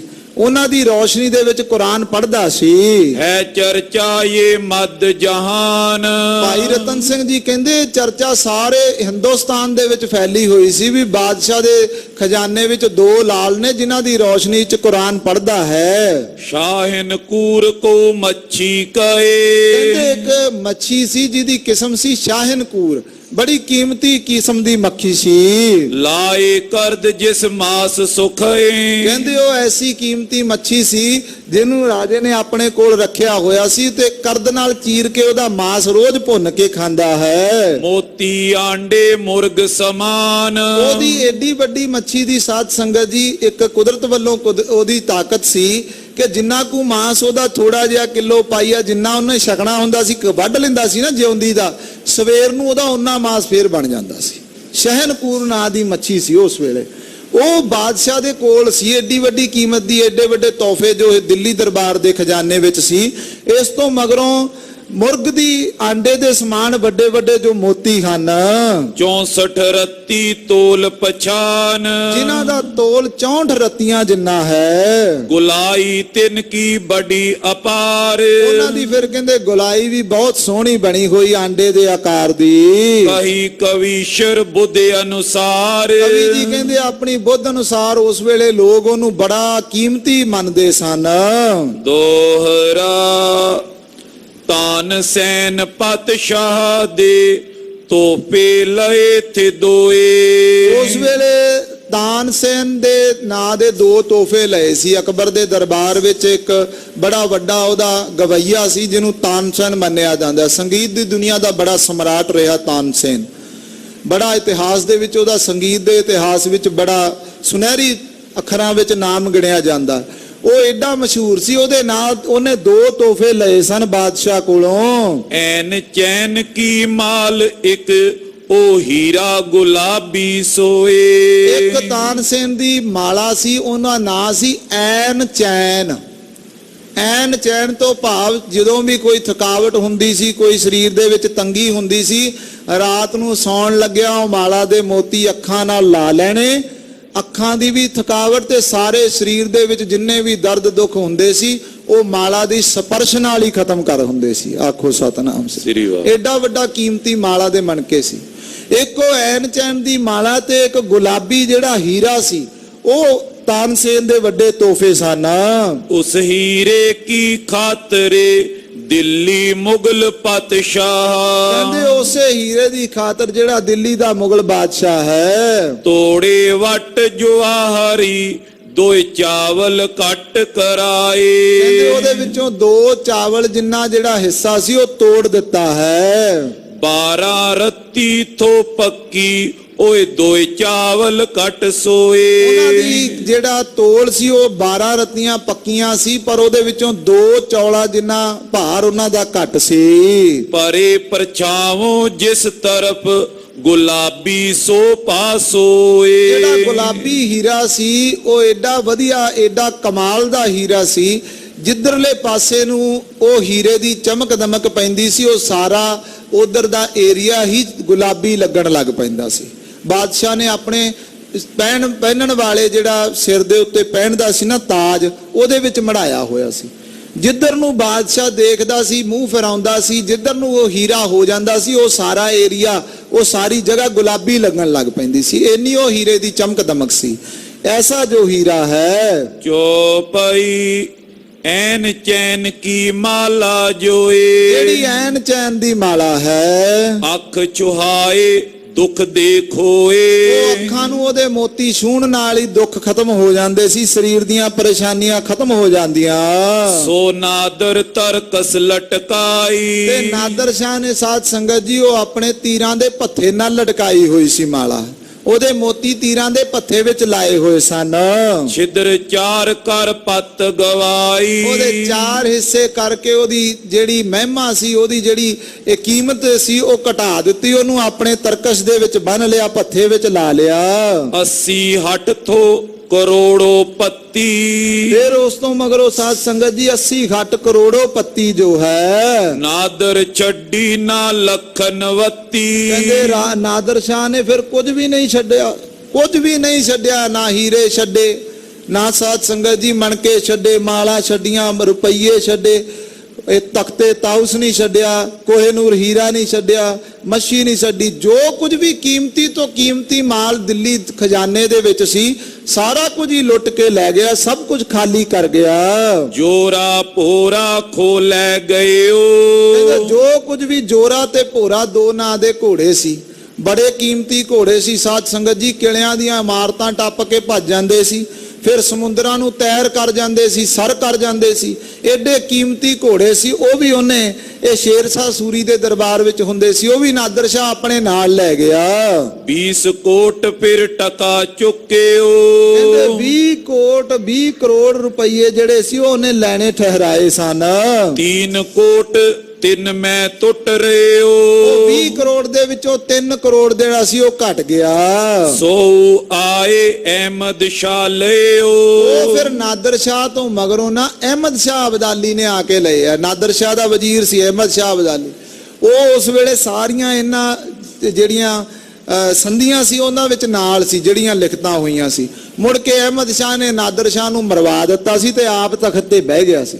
ਉਹ ਜਿਹੜਾ 3 ਕਰੋੜ ਰੁਪਈਆ ਰਹਿੰਦਾ ਸੀ, ਉਹ ਅਹਿਮਦ ਸ਼ਾਹ ਨੇ ਆਣ ਕੇ ਲਿਆ। ਫਿਰ 5 ਸੂਬੇ ਲੈ ਹਿੰਦੋਂ ਕਟਾਏ। 5 ਸੂਬੇ ਨਹੀਂ ਉਹਨੇ ਆਪਣੇ ਪਟੇ ਵਿੱਚ ਲਿਖਾ ਲਏ ਸੀ। ਲਾਹੌਰ ਲਿਖਾ ਲਿਆ, ਜਲੰਧਰ ਲਿਖਾ ਲਿਆ, ਆਦਿ ਇਸ ਤਰ੍ਹਾਂ 5 ਜਿਹੜੇ ਇੱਥੋਂ ਦੇ ਪੰਜਾਬ ਦੇ ਚੰਗੇ ਸੂਬੇ ਸੀ, ਹਰੇ ਭਰੇ ਰਹਿਣ ਵਾਲੇ ਸੂਬੇ ਸੀ, ਕਮਾਊ ਸੂਬੇ ਸੀ, ਉਹ ਵੀ ਉਹਨੇ ਆਪਣੇ ਪਟੇ ਵਿੱਚ ਲਿਖਾਏ ਹਨ। ਲਾਹੌਰ ਸੋ ਆਪਣੀ ਲਈ ਲਿਖਾਏ। ਲਾਹੌਰ ਵੀ ਆਪਣੀ ਰਿਆਸਤ ਵਿੱਚ ਲਿਖਾ ਲਿਆ ਸੀ। ਦੋਹਰਾ ਔਰ ਦਰਬ ਕੀ ਕਿਆ ਕਹੀਏ, 22 ਸੂਬੇ ਪਾਤਸ਼ਾਹੇ। ਭਾਈ ਰਤਨ ਸਿੰਘ ਜੀ ਕਹਿੰਦੇ ਖਾਲਸਾ ਜੀ ਹੋਰ ਦਰਬ ਦੀ, ਹੋਰ ਪੈਸੇ ਦੀ ਕਿੱਥੋਂ ਤੱਕ ਗਿਣਤੀ ਕਰੀਏ। 22 ਸੂਬੇ ਜਿੰਨੇ ਵੀ ਸੀ ਬਾਦਸ਼ਾਹ ਨੇ ਸਾਰੇ ਖਾਲੀ ਕਰ ਦਿੱਤੇ। ਤਿਨੇ ਇਕੱਠੀ ਥੀ ਕਰੀ ਸੋ ਲੈ ਗਿਓ ਨਾਦਰ ਸ਼ਾਹੇ। 22 ਦੇ 22 ਸੂਬੇਦਾਰਾਂ ਨੇ ਆਪਣੇ ਆਪ ਆਪਣੇ ਖਜ਼ਾਨਿਆਂ ਵਿੱਚ ਬੜੇ ਬੜੇ ਕੀਮਤੀ ਤੋਹਫੇ ਸੰਭਾਲ ਕੇ ਰੱਖੇ ਸੀ, ਪਰ ਉਹਨਾਂ ਨੂੰ ਇਹ ਨਹੀਂ ਸੀ ਪਤਾ ਵੀ ਇਹ ਸਾਰੇ ਨਾਦਰ ਸ਼ਾਹ ਨੇ ਲੈ ਜਾਣੇ ਆ। ਕੋਈ ਵੀ 22 ਧਾਰ ਦੇ ਰਾਜਿਆਂ ਦੇ ਖਜ਼ਾਨੇ ਵਿੱਚ ਕੁਝ ਕੀਮਤ ਨਹੀਂ ਰਹਿਣ ਦਿੱਤੀ, ਤੋਹਫੇ ਨਾ ਰਹਿਣ ਦਿੱਤੇ। ਜੋ ਮਾਰੇ ਜੰਗ ਮੈਂ ਤਿਨ ਕੀ ਕੌਣ ਸੁਮਾਰੇ। ਜਿਹੜੇ ਉਹਨੇ ਜੰਗ ਦੇ ਵਿੱਚ ਨਾਦਰ ਸ਼ਾਹ ਨੇ ਮਾਰੇ ਲੋਕ, ਜਿਹੜਾ ਉਹਨੇ ਕਤਲੋ ਗਾਰਤ ਕੀਤੀ ਹਿੰਦੁਸਤਾਨ ਵਿੱਚ ਆਏ, ਉਹਦੀ ਕੀ ਗਿਣਤੀ ਕਰੀਏ। ਕੀਤੇ ਕਤਲ ਗਰੀਬ ਉਨ ਮਦ ਦਿੱਲੀ 70,000। ਦਿੱਲੀ ਦੇ ਵਿੱਚ ਨਾਦਰ ਸ਼ਾਹ ਨੇ 70,000 ਮੁਸਲਮਾਨ ਮਾਰ ਦਿੱਤਾ ਇੱਕੋ ਦਿਨ ਵਿੱਚ। ਆਖੋ ਸਤਨਾਮ ਸ੍ਰੀ ਵਾਹਿਗੁਰੂ। ਏਡਾ ਵੱਡਾ ਕਤਲੋ ਗਾਰਤ ਕੀਤਾ। ਗੱਲ ਕਿੰਨੀ ਕੁ ਸੀ ਕਿ ਸਿਰਫ ਤਾਂ ਸਿਰਫ ਨਾਦਰ ਸ਼ਾਹ ਨੂੰ ਉਹਦੇ ਨਾਲ ਦੇ ਨੇ ਕਿਹਾ ਮੁਹੰਮਦ ਸ਼ਾਹ ਰੰਗੀਲਾ ਉਸ ਵੇਲੇ ਬਾਦਸ਼ਾਹ ਸੀ, ਅਕਬਰ ਔਰੰਗਜ਼ੇਬ ਦਾ ਪੜਪੋਤਾ। ਉਹਨੇ ਮੁਹੰਮਦ ਸ਼ਾਹ ਰੰਗੀਲੇ ਨੇ ਕਿਹਾ ਆਓ ਜੀ ਆਪਾਂ ਆਪਣਾ ਨਮਾਜ਼ ਪੜ੍ਹਨ ਚੱਲੀਏ। ਇਕੱਠੇ ਚਲੇ ਗਏ।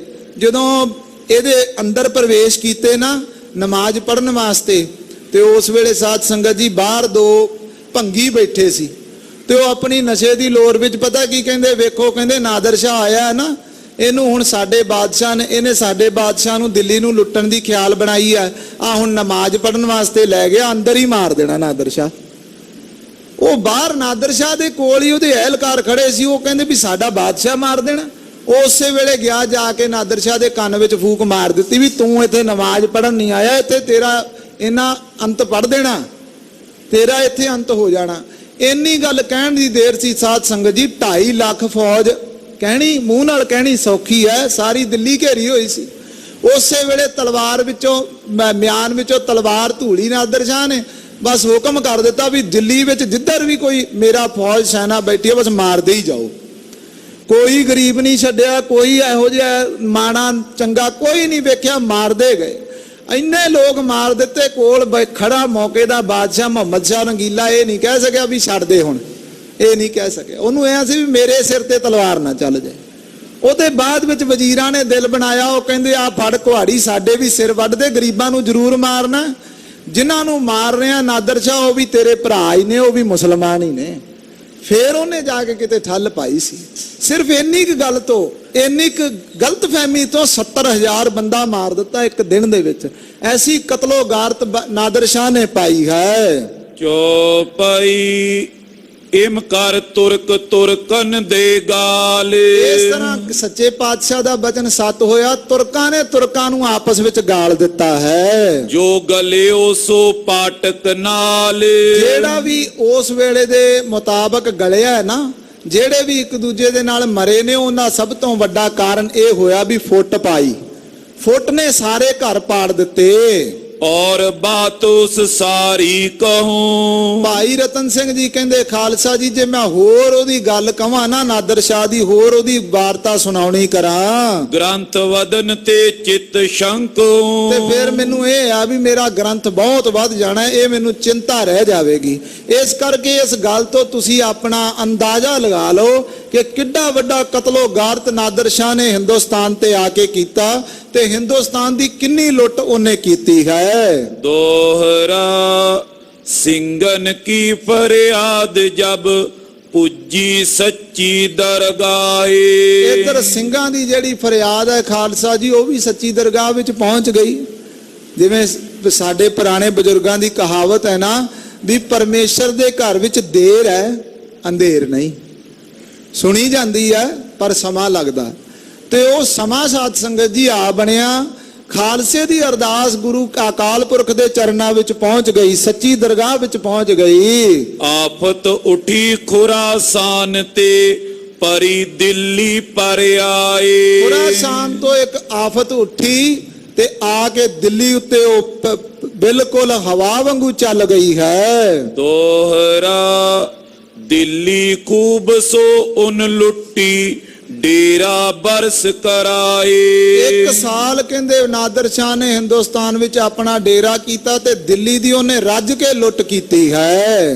ਦਰਬ ਪਦਮ ਕਈ ਲੈ ਗਇਓ ਫਿਰ ਪੁੱਛਿਓ ਖਾਨੂ ਆਏ। ਪਦਮਾਂ ਦੇ ਪਦਮ ਜਿਹੜੇ ਸੀ, ਪੈਸਾ ਰੁਪਈਆ ਜਿਹੜਾ ਸੀ, ਧਨ ਸੀ, ਉਹ ਇੱਥੋਂ ਲੈ ਗਿਆ, ਤੇ ਲਿਜਾਂਦੇ ਨੂੰ ਸਾਧ ਸੰਗਤ ਜੀ ਕਿਸੇ ਨੇ ਨਹੀਂ ਵੇਖਿਆ। ਈਰਾਨ ਤੋਂ ਚੱਲਿਆ, ਈਰਾਨ ਤੋਂ ਚੱਲ ਕੇ ਦਿੱਲੀ ਤੱਕ ਆ ਕੇ ਹਿੰਦੁਸਤਾਨ ਦੇ ਕੱਲੇ-ਕੱਲੇ ਇਲਾਕੇ ਨੂੰ 22 ਧਾਰਾ ਨੂੰ ਸਾਫ਼ ਕਰਦਾ ਹੋਇਆ, ਖਾਲੀ ਕਰਦਾ ਹੋਇਆ, ਹਰਾਂਦਾ ਹੋਇਆ। ਜਦੋਂ ਵਾਪਸ ਜਾਣ ਲੱਗਿਆ ਨਾ, ਉਹਦੇ ਹਵਾ ਵੱਲ ਕੋਈ ਨਹੀਂ ਸੀ ਤੱਕਦਾ, ਤੇ ਜਦੋਂ ਕਿਤੇ ਖਾਲਸੇ ਦੀ ਹੱਥੇ ਚੜ ਗਿਆ ਤੇ ਖਾਲਸੇ ਉਹਦਾ ਖੁਰਾ ਖੋਜ ਮਿਟਾ ਦਿੱਤਾ। ਆਖੋ ਸਤਨਾਮ ਸ੍ਰੀ ਵਾਹਿਗੁਰੂ। ਉਸ ਵੇਲੇ ਜਦੋਂ ਖਾਲਸੇ ਨੇ ਦੋਵੇਂ ਹੱਥ ਵਿਖਾਏ ਨਾ ਨਾਦਰ ਸ਼ਾਹ ਨੂੰ, ਫਿਰ ਖਾਨ ਬਹਾਦਰ ਜ਼ਕਰੀਆ ਨੂੰ ਪੁੱਛਦਾ ਹੈ। ਚੌਪਈ ਪੁੱਛਿਓ ਨਾਦਰ ਨੇ ਖਾਨੂ ਆਏ। ਨਾਦਰ ਸ਼ਾਹ ਨਾ ਉਸ ਵੇਲੇ ਜ਼ਕਰੀਆ ਖਾਨ ਸੂਬਾ ਲਾਹੌਰ ਨੂੰ ਪੁੱਛਦਾ ਹੈ ਆ ਕੇ, ਹਮਕੋ ਲੁੱਟਨਦਾਰ ਬਤਾਏ। ਕਹਿੰਦਾ ਐਡੀ ਕਿਸੇ ਦੀ ਕੀ ਹਿੰਮਤ ਪੈ ਗਈ, ਹਿੰਦੁਸਤਾਨ ਦਾ ਬਾਦਸ਼ਾਹ ਵੀ ਮੇਰੇ ਸਾਹਮਣੇ ਪਾਣੀ ਭਰਦਾ ਸੀ ਮੁਹੰਮਦ ਸ਼ਾਹ ਰੰਗੀਲਾ, ਇਹੋ ਜੀ ਕਿਹਦੀ ਹਿੰਮਤ ਪੈ ਗਈ ਜਿਨ੍ਹਾਂ ਨੇ ਮੈਨੂੰ ਆ ਕੇ ਲੁੱਟ ਲਿਆ। ਮੇਰੀ ਤਾਂਕ ਈਰਾਨ ਤੋਂ ਚੱਲਦੀ ਆਈ, ਕਿਸੇ ਨੇ ਮੈਨੂੰ ਹੱਥ ਨਹੀਂ ਪਾਇਆ।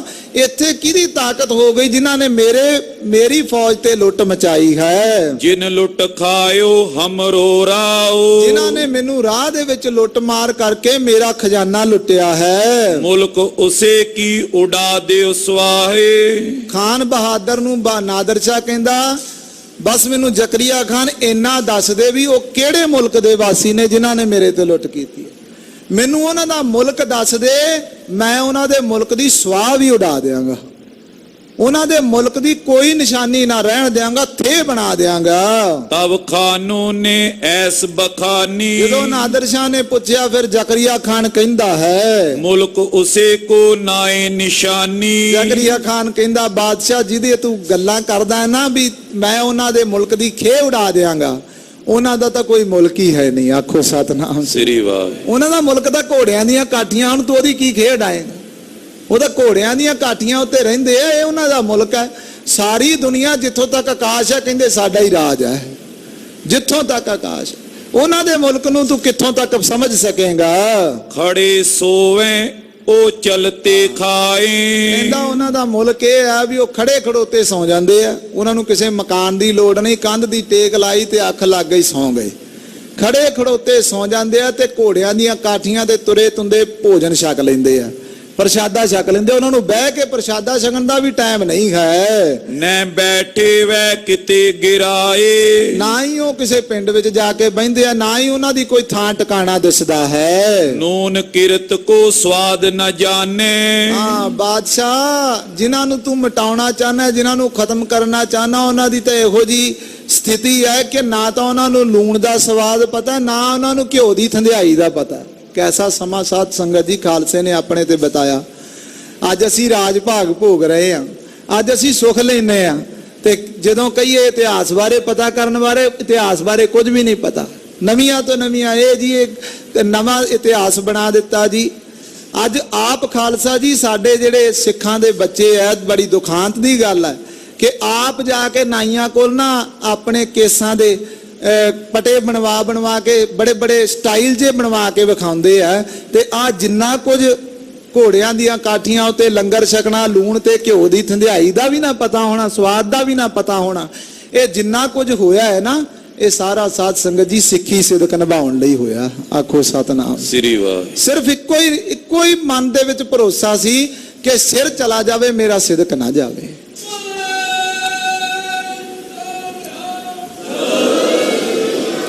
ਸੋ ਇਸ ਤਰ੍ਹਾਂ ਕਹਿੰਦੇ ਖੜੇ ਖੜੋਤੇ ਸੋ ਜਾਂਦੇ ਆ, ਨੂਣ ਤੇ ਘਿਓ ਦਾ ਸਵਾਦ ਵੀ ਉਹਨਾਂ ਨੂੰ ਨਹੀਂ ਜਾਣ ਪਤਾ। ਹਮ ਦੁੱਖ ਦੇਵੇ ਵੈ ਸੁਖ ਮਾਨੇ। ਹਾਂ ਬਾਦਸ਼ਾਹ ਜੀ, ਅਸੀਂ ਉਹਨਾਂ ਨੂੰ ਦੁੱਖ ਦਿੰਨੇ ਆ ਨਾ, ਜੇ ਉਹਨਾਂ ਦੇ ਕਤਲ ਕਰਦੇ ਆ, ਉਹ ਕਹਿੰਦੇ ਸਾਡੇ ਨਾਲ ਚੰਗਾ ਹੋਇਆ, ਉਹ ਖੁਸ਼ੀ ਮੰਨਦੇ ਆ, ਉਹ ਸ਼ਹੀਦੀ ਨੂੰ ਆਪਣੀ ਖੁਸ਼ੀ ਮੰਨਦੇ ਆ, ਉਹ ਆਪਣੇ ਕਤਲ ਹੋਣ ਨੂੰ ਆਪਣੀ ਬੜੀ ਵੱਡੀ ਕੁਰਬਾਨੀ ਮੰਨਦੇ ਹਨ। ਹਾੜ ਨ ਦਿਨ ਪਰ ਪੀਵੇ ਪਾਣੀ। ਪਤਾ ਨਹੀਂ ਕੈਸੇ ਸਰੀਰ ਨੇ ਉਹਨਾਂ ਨੇ, ਪਤਾ ਨਹੀਂ ਉਹਨਾਂ ਦੀ ਕੈਸੀ ਸਰੀਰ ਦੀ ਕਾਇਆ ਬਣੀ ਹੋਈ ਹੈ। ਹਾੜ ਦੇ ਮਹੀਨੇ ਵਿੱਚ ਜਦੋਂ ਸਾਧ ਸੰਗਤ ਜੀ ਗਲਾ ਸੁੱਕ ਜਾਂਦਾ ਹੈ, ਉਹ ਸਾਰਾ ਦਿਨ ਪਾਣੀ ਵੀ ਨਹੀਂ ਪੀਂਦੇ। ਇਹੋ ਜਿਹੀ ਉਹਨਾਂ ਦੀ ਕਾਇਆ ਹੈ। ਸਿਆਲੇ ਰੱਖੇ ਨਾ ਅਗਨ ਨਿਸ਼ਾਨੀ। ਜਦੋਂ ਕੋਰਾ ਵਰਦਾ ਹੁੰਦਾ ਹੈ, ਪੋਹ ਦੀਆਂ ਰਾਤਾਂ ਹੁੰਦੀਆਂ ਨਾ, ਉਦੋਂ ਆਪਣੇ ਕੋਲ ਅੱਗ ਵੀ ਨਹੀਂ ਰੱਖਦੇ ਵੀ ਅੱਗ ਦੀ ਕੋਈ, ਜਿਵੇਂ ਪੁਰਾਣੇ ਬਜ਼ੁਰਗਾਂ ਨੂੰ ਵੇਖਿਆ ਨਾ, ਜੇ ਕਿਤੇ ਕੋਈ ਥੋੜਾ ਬਾਲਾ ਚੁੱਲ੍ਹਾ ਬਾਲਿਆ, ਅੱਗ ਬਾਲੀ ਤੇ ਮੁੜ ਕੇ ਉਹਦੇ ਉੱਤੇ ਸਵਾਹ ਰੱਖ ਦਿੰਦੇ ਸੀ, ਪਾਥੀਆਂ ਰੱਖ ਦਿੰਦੇ ਸੀ, ਥੋੜੀ ਅੱਗ ਧੁਖਦੀ ਰਹਿੰਦੀ ਸੀ। ਕਹਿੰਦਾ ਅਸੀਂ ਉਹਨਾਂ ਦੀਆਂ ਨਿਸ਼ਾਨੀਆਂ, ਉਹਨਾਂ ਦੇ ਮਗਰ ਚੱਲ ਕੇ ਇੰਨਾ ਉਹਨਾਂ ਨੂੰ ਤਪਾਇਆ ਹੋਇਆ ਵੀ ਉਹ ਤਾਂ ਠੰਡ ਦੇ ਵਿੱਚ, ਗਰਮੀ ਵਿੱਚ ਪਾਣੀ ਵੀ ਨਹੀਂ ਪੀਂਦੇ ਸਾਰਾ ਦਿਨ, ਤੇ ਠੰਡ ਦੇ ਵਿੱਚ ਅੱਗ ਵੀ ਆਪਣੇ ਕੋਲ ਸੰਭਾਲ ਕੇ ਨਹੀਂ ਰੱਖਦੇ ਵੀ ਸੇਕ ਲਈਏ। ਨੈ ਖਾਵੇ ਵੈ ਪੀਸਿਓ ਅਨਾਜ। ਉਹ ਤਾਂ ਪੀਸਿਆ ਅਨਾਜ ਵੀ ਨਹੀਂ ਖਾਂਦੇ। ਜੇ ਪੀਸਣ ਜੋਗਾ ਸਮਾਂ ਹੋਵੇ, ਕੋਈ ਘਰ ਥਾਂ ਟਿਕਾਣਾ ਹੋਵੇ, ਕੋਈ ਚੱਕੀ ਪੀਣ ਜੋਗੀ ਕੋਲ ਹੋਵੇ, ਤੇ ਅਨਾਜ ਪੀਣਗੇ ਤੇ ਛਕਣਗੇ। ਉਹ ਤੇ ਜਿਹੋ ਜਿਹਾ ਰੁੱਖਾ ਸੁੱਖਾ ਮਿਲ ਗਿਆ ਖਾਂਦੇ ਨੇ। ਲੜੇ ਬੋਤ ਵੈ ਕਰਕੇ ਭਾਜ। ਪਰ ਕਹਿੰਦਾ ਜਦੋਂ ਉਹਨਾਂ ਦੀ ਆਮਣੋ ਸਾਹਮਣੇ ਦੀ ਲੜਾਈ ਹੁੰਦੀ ਹੈ ਨਾ, ਤਾਂ ਫਿਰ ਇਦਾਂ ਲੱਗਦਾ ਵੀ ਪਤਾ ਨਹੀਂ ਕਿੱਥੋਂ ਉਹਨਾਂ ਦੇ ਵਿੱਚ ਤਾਕਤ ਆ ਜਾਂਦੀ ਹੈ। ਖਾਣਾ ਪੀਣਾ ਉਹਨਾਂ ਨੇ ਕੁਝ ਵੀ ਨਹੀਂ, ਸੁੱਕਾ ਖਾ ਕੇ ਗੁਜ਼ਾਰਾ ਕਰਦੇ, ਪਰ ਭੱਜ ਕੇ ਲੜਦੇ ਨੇ। ਏਕ ਹੋਏ ਤਾਂ ਸੋ ਲੜੇ। ਕਹਿੰਦੇ ਇੱਕ ਬੰਦਾ 1.25 ਲੱਖ ਨਾਲ ਲੜਦਾ ਹੈ। ਕੱਲਾ ਕੱਲਾ ਇੰਨੀ ਤਾਕਤ ਰੱਖਦਾ, ਇੰਨਾ ਹੌਸਲਾ ਰੱਖਦਾ ਹੈ। ਮਰਨੇ ਤੇ ਵੈ ਮੂਲ ਨ ਡਰੇ। ਮਰਨ ਤੋਂ ਮੂਲ ਵੀ ਨਹੀਂ ਡਰਦੇ, ਇੰਨੀ ਵੀ ਨਹੀਂ ਚਿੰਤਾ ਕਰਦੇ ਵੀ ਅਸੀਂ ਮਰ ਜਾਵਾਂਗੇ। ਦੋਹਰਾ ਰਹੇ ਚਾਉ ਉਨ ਮਰਨ ਕੋ ਦੀਨ ਮਜ਼ਹਬ ਕੇ ਪਾਏ।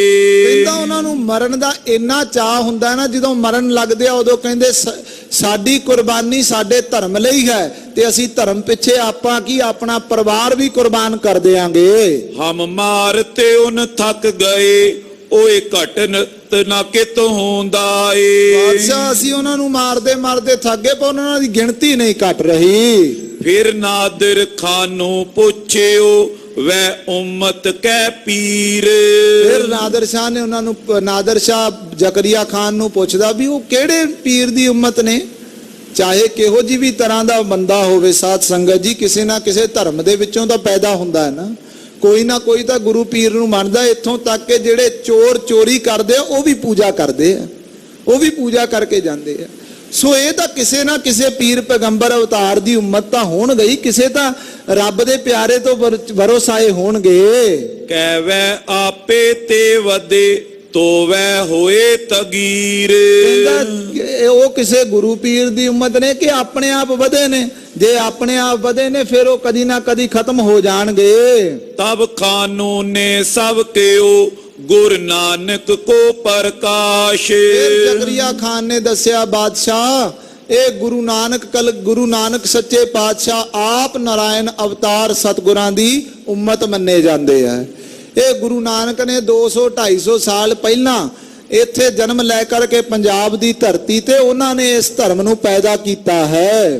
ਕਰਾਮਾਤ ਪੀਬੋ ਕਈ ਜਨਮ ਸੁਸਾਖੀ ਪਾਕ। ਤੇ ਗੁਰੂ ਨਾਨਕ ਸੱਚੇ ਪਾਤਸ਼ਾਹ ਐਡਾ ਵੱਡਾ ਅਵਤਾਰੀ ਸੀ, ਇੰਨੀ ਵੱਡੀ ਤਾਕਤ ਦਾ ਮਾਲਕ ਸੀ ਕਿ ਉਹਨੂੰ ਸਾਰੀ ਦੁਨੀਆ ਸਿਰ ਝੁਕਾਉਂਦੀ ਸੀ। ਚਾਰੇ ਕੁੰਟਾਂ ਵਿੱਚ ਉਹਨੂੰ ਸਿਰ ਝੁਕਾਉਂਦੇ ਸੀ। ਤੇ ਜਨਮ ਸਾਖੀ ਪੜ੍ਹੀਏ ਤੇ ਪਤਾ ਲੱਗਦਾ ਵੀ ਉਹਦੀ ਵੱਡੀ ਕਰਾਮਾਤ ਸੀ। ਚੋਪਈ ਜਿਮ ਉਨ ਨਾਨਕ ਸੰਗਤ ਮਾਰੀ। ਜਿਵੇਂ ਕਹਿੰਦੇ ਉਹਨਾਂ ਨੇ ਆਪਣੀ ਸੰਗਤ ਬਣਾਈ ਹੈ। ਜਿਮ ਜਿਮ ਇਮ ਸੋ ਕਰੀ ਖੁਆਰੀ। ਕਹਿੰਦੇ ਜਿਵੇਂ ਜਿਵੇਂ ਇਹਨਾਂ ਦੀ ਖੁਆਰੀ ਹੁੰਦੀ ਗਈ ਹੈ, ਜਿਮ ਜਿਮ ਲੀਨੀ ਕਰਾ ਸੁਮਾਤ। ਜਿਵੇਂ ਜਿਵੇਂ ਇਹਨਾਂ ਨੇ ਕਰਾਮਾਤ ਲਈ ਹੈ, ਜਿਮ ਸਤਗੁਰ ਸੋ ਕੀਨੇ ਘਾਤ। ਜਿਵੇਂ ਜਿਵੇਂ ਗੁਰਾਂ ਦੇ ਨਾਲ ਘਾਤ ਹੁੰਦੇ ਰਹੇ ਮੁਸਲਮਾਨਾਂ ਵੱਲੋਂ, ਮੁਗਲਾਂ ਵੱਲੋਂ। ਪੁੱਛ ਪੁੱਛ ਨਾਦਰ ਸਭ ਸੁਨ ਲਿਓ। ਸਾਰਾ ਗੁਰੂ ਨਾਨਕ ਸੱਚੇ ਪਾਤਸ਼ਾਹ ਜੀਆਂ ਤੋਂ ਲੈ ਕਰਕੇ ਗੁਰੂ ਗੋਬਿੰਦ ਸਿੰਘ ਮਹਾਰਾਜ ਜੀ ਤੱਕ ਸਾਰਾ ਇਤਿਹਾਸ ਨਾਦਰ ਸ਼ਾਹ ਨੇ ਜ਼ਕਰੀਆ ਖਾਨ ਤੋਂ ਸੁਣਿਆ। ਕੱਲੀ ਕੱਲੀ ਗੱਲ ਸੁਣੀ, ਦੱਸਿਆ ਕਿਵੇਂ ਪੰਜਵੇਂ ਪਾਤਸ਼ਾਹ, ਕਿਵੇਂ ਨਾਵੇਂ ਪਾਤਸ਼ਾਹ ਸ਼ਹੀਦ ਹੋਏ, ਕਿਵੇਂ 10ਵੇਂ ਪਾਤਸ਼ਾਹ ਨਾਲ 14 ਜੰਗਾਂ ਲੜੀਆਂ, ਕੀ ਕੀ ਕਾਰਨ ਬਣੇ, ਕਿੰਨਾ ਕਾਰਨਾਂ ਕਰਕੇ ਸਾਹਿਬਜ਼ਾਦੇ ਸ਼ਹੀਦ ਕੀਤੇ। ਸਾਰੀ ਗੱਲ ਨਾਦਰ ਸ਼ਾਹ ਨੇ ਸੁਣੀ ਹੈ। ਸਭੋ ਭੇਤ ਤਵ ਖਾਨੂ ਦਇਓ। ਸਾਰਾ ਭੇਦ ਜ਼ਕਰੀਆ ਖਾਨ ਨੇ ਦੱਸਿਆ ਹੈ। ਤੇਗ ਬਹਾਦਰ ਜਿਮ ਸਿਰ ਦਇਓ। ਜਿਸ ਤਰ੍ਹਾਂ ਧੰਨ ਗੁਰੂ ਤੇਗ ਬਹਾਦਰ ਮਹਾਰਾਜ ਹਿੰਦ ਦੀ ਚਾਦਰ ਸਤਿਗੁਰਾਂ ਨੇ ਆਪਣਾ ਸੀਸ ਦਿੱਲੀ ਦੀ ਧਰਤੀ ਤੇ ਦਿੱਤਾ। ਜਿਮ ਕਰ ਕਾਰ ਸਹਿਜਾਦੇ ਆਇਓ। ਜਿਸ ਤਰ੍ਹਾਂ ਸਾਹਿਬਜ਼ਾਦਿਆਂ ਨੂੰ ਕਤਲ ਕੀਤਾ, ਸਾਹਿਬਜ਼ਾਦਿਆਂ ਨੂੰ ਸ਼ਹੀਦ ਕੀਤਾ ਹੈ। ਤਵ ਨਾਦਰ ਸੁਨ ਸੀਸ ਹਿਲਾਇਓ। ਜਦੋਂ ਇਹ ਸਾਰੀ ਵਾਰਤਾ ਨਾਦਰ ਸ਼ਾਹ ਨੇ ਸੁਣੀ ਨਾ, ਫਿਰ ਉਸ ਵੇਲੇ ਸਿਰ ਧੁੰਨਦਾ ਹੈ, ਮੱਥੇ ਤੇ ਹੱਥ ਮਾਰਦਾ ਹੈ ਤੇ ਬੜਾ ਅਫਸੋਸ ਕਰਦਾ ਹੈ। ਆਪਨੋ ਕੀਨੋ ਅਬ ਤੁਮ ਪਾਇਓ। ਜ਼ਕਰੀਆ ਖਾਨ ਨੂੰ ਕਹਿੰਦਾ, ਇਹ ਜਿੰਨਾ ਤੂੰ ਇਤਿਹਾਸ ਮੈਨੂੰ ਸੁਣਾਇਆ ਹੈ ਨਾ ਇਹਨਾਂ ਦਾ, ਸਿੱਖਾਂ ਦਾ, ਇਹ ਜਿੰਨੀ ਤੂੰ ਵਾਰਤਾ ਆਪਣੀ ਦੱਸੀ ਆ ਵੀ ਅਸੀਂ ਉਹਨਾਂ ਨਾਲ ਇਹ ਵਧੀਕੀਆਂ ਕੀਤੀਆਂ, ਜਿਹੜਾ ਹੁਣ ਤੁਹਾਡੇ ਨਾਲ ਹਾਲ ਹੋ ਰਿਹਾ ਹੈ ਨਾ, ਜਿਹੜਾ ਤੁਹਾਡਾ ਮਾੜਾ ਸਮਾਂ ਆ ਗਿਆ, ਜਿਹੜਾ ਤੁਹਾਡਾ ਰਾਜ ਭਾਗ ਖੁੱਸਦਾ ਜਾ ਰਿਹਾ, ਇਹ ਤੁਸੀਂ ਆਪਣਾ ਬੀਜਿਆ ਹੀ ਹੁਣ ਵੱਢ ਰਹੇ ਹੋ। ਇਹ ਹੁਣ ਤੁਹਾਡਾ ਅੰਤ ਉਹੋ ਹੀ ਹੋ ਗਿਆ, ਤੁਹਾਡਾ ਪਾਪ ਵੱਧ ਗਿਆ। ਸੋ ਅਬ ਜੀਤੇ ਜਾਵੇ ਨਾਈ। ਹੁਣ ਨਾਦਰ ਸ਼ਾਹ ਜ਼ਕਰੀਆ ਖਾਨ ਨੂੰ ਕਹਿੰਦਾ, ਇਹ ਮਨ ਦੇ ਵਿੱਚੋਂ ਭੁਲਾ ਦਿਓ ਤੇ ਆਪਣੀ ਆਉਣ ਵਾਲੀ ਅੰਸ਼ ਨੂੰ ਵੀ ਇਹ ਗੱਲ ਦੱਸ ਦਿਓ ਵੀ ਜੇ ਤੁਸੀਂ ਕਹੋ ਨਾ ਅਸੀਂ ਸਿੰਘਾਂ ਨੂੰ ਮਿਟਾ ਦੇਾਂਗੇ, ਉਹ ਨਹੀਂ ਮਿਟ ਸਕਣਗੇ। ਆਖੋ ਸਤਨਾਮ ਸ੍ਰੀ ਵਾਹਿਗੁਰੂ। ਇਹ ਸਾਧ ਸੰਗਤ ਜੀ ਭੁਲੇਖਾ ਪਾਲੀ ਬੈਠੇ, ਭੁਲੇਖਾ ਵੀ ਅਸੀਂ ਸਿੰਘਾਂ ਦਾ ਖੁਰਾ ਖੋਜ ਮਿਟਾ ਦੇਣਾ। ਤੇ ਕਲਗੀਧਰ ਸੱਚੇ ਪਾਤਸ਼ਾਹ ਨੇ ਬਚਨ ਕੀਤੇ ਰਹਿਤਨਾਮਿਆਂ ਵਿੱਚ। ਮਹਾਰਾਜ ਕਹਿੰਦੇ, ਜਿਨ ਕੀ ਸਾਜਨਾ ਹਮ ਕਰੀ ਖਾਸ ਆਪਣੇ ਹਾਥ, ਤਿਨ ਕੀ ਸੰਸਰ ਜੋ ਕਰੇ